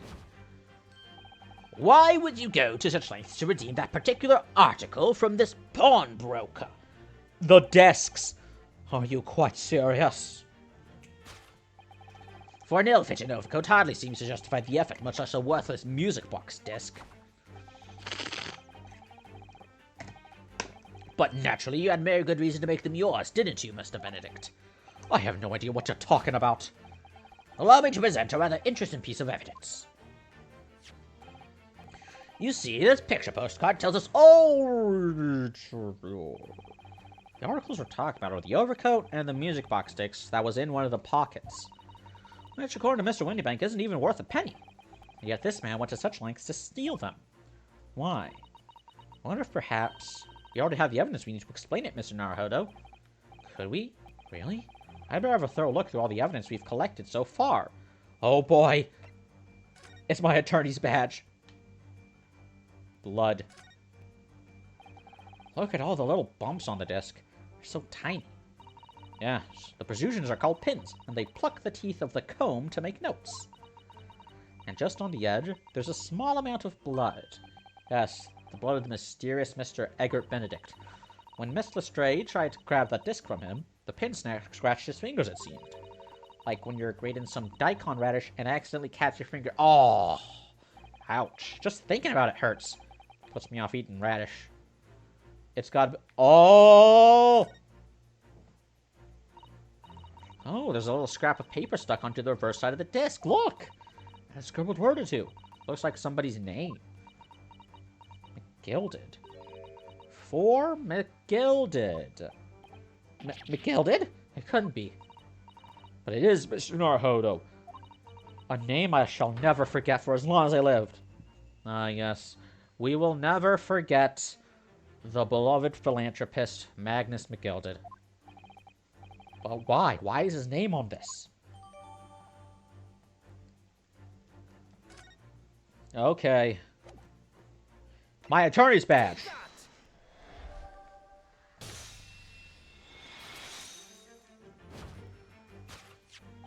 You see, this music box disc tells us all we need to know. What's that on the back? Oh, you should know, fucker. It reads for McGilded. Ah! Oh my god. Mr. Magnus McGilded. The unfortunate philanthropist who perished in curious circumstances at the Old Bailey 2 months ago.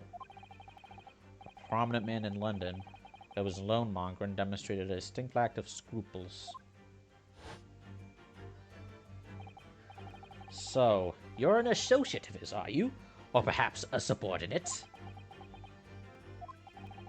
Mr. McGilded was a man of unusually small stature. In fact, he was precisely the right size for that overcoat that you've squeezed yourself into.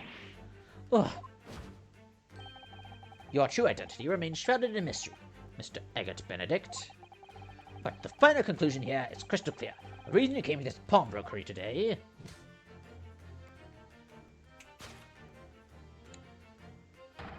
was to retrieve an article left behind by the late Magnus McGilded. Ah!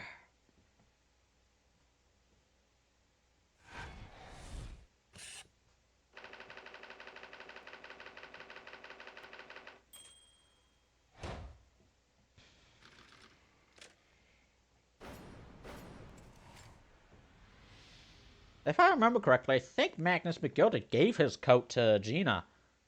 When he, like, saw her hiding in the carriage? Well, well, Mr. Magnus McGilded. Not a name I expect... Magnus McGilded. Not a name I expected to hear in these circumstances. Mr. Sholmes, I'm afraid there's something very troubling on my mind. Pray tell, Mrs. Atto. Well, according to what Mr. Windybank told us earlier, today was the final day on which the coat could have been redeemed, was it not? Yes, ma'am, that is correct. Today would be precisely 2 months since it was first deposited. Well, today is the 15th of April, so 2 months ago today, 15th of... It would have been the 15th of February, sir. That's right. It's all carefully recorded in my ledger. Deposited at 10:30 p.m., I see. What? But that suggests... Yes, 15th of February. It's precisely the day on which the omnibus murder took place. At 10:30 in the evening is precisely the time in which the terrible events were unfolded. Suggestive is not the word. It would seem the matter is entirely beyond coincidence.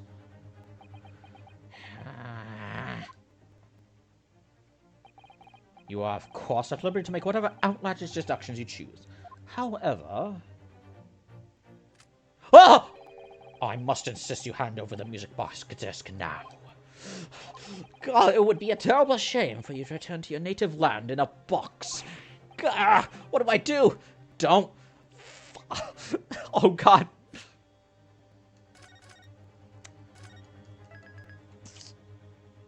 Yeah, we're still on part 1. This is crazy.